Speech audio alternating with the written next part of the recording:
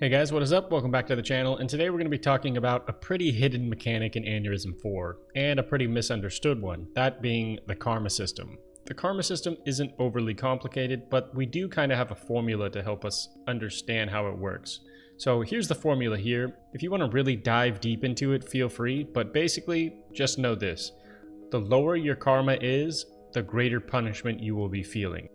Because if you see the old karma part, being divided by 1,000 over there in the formula, the lower that old karma value is, the greater the karma loss will be. So that's why losing karma is actually a lot easier than gaining back karma.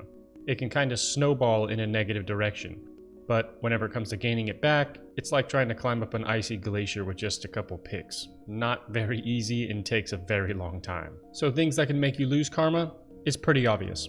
Unjustifiably killing people, destroying government property as a non-scum fate, and things like that. And the lower in karma you get, the less availability you'll have to different things. So if you've ever come up to a certain fate and tried to play it, and it told you your karma was too low, now you know why. You've done a couple bad things and haven't quite atoned for your sins quite yet. So the first thing you'll lose access to is the limitator. And you'll lose access to this guy around killing 3 people unjustifiably, in other words, minus 15 anamnesites. And the karma at this point is about 923. Next thing you'll lose access to is the Sanitar at 896 karma. Followed by that, you'll lose access to the Pipe, which really sucks to lose access to because it basically eliminates the availability to be able to work in Metalworks right now. And that takes place at 839 karma. Next, you'll lose access to the Controller at 774 karma, and that's approximately 8 kills. The next one, you'll lose access to 2 different fates. You'll lose access to the Liquidator and the Rogue, and this takes place around 737 karma. And once your karma gets below 696, this is where the real punishment gets to happen. Because this is whenever you basically become a free kill. Meaning anybody and everybody can kill you for any reason and not lose anything. So if somebody finds out your number and somebody finds out you're a free kill, you're gonna have a real miserable time if your karma's underneath 696 karma. But there's even something after that you can lose access to, and that's losing access to the Zealot.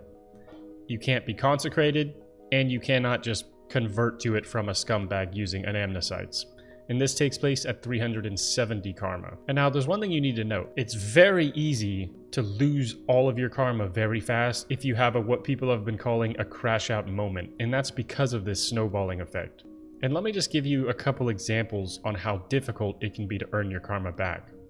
So to be able to play as a Zealot, your karma has to be over 370. And whenever your karma hits 0, which is called rock bottom in this game, you have to earn back 36 anamnesites in order to be able to get over 370 karma. So it is extremely hard to dig yourself out of a karma debt hole if you do. So I would advise you just don't have a crash out moment unless you plan on just not playing on that server until the server wipes again. So if you are one of those people that enjoy role playing as like a serial killer or somebody that actually does just unjustifiably kill people at random, make sure you don't do it all in one setting. Kind of space it out, murder somebody, earn your amnesites back, do it again, rinse and repeat. You don't really want to go down that slippery slope into karma debt because you'll be down there for basically ever if you do so. From my own personal testing, it seems like the lower you are in karma, the more karma each of your anamnesites are worth. So 1 anamnesite whenever you're at really low karma is worth more karma than 1 anamnesite whenever you have high karma. And this also is one of the reasons why it contributes pretty heavily to this snowballing effect in the negative direction.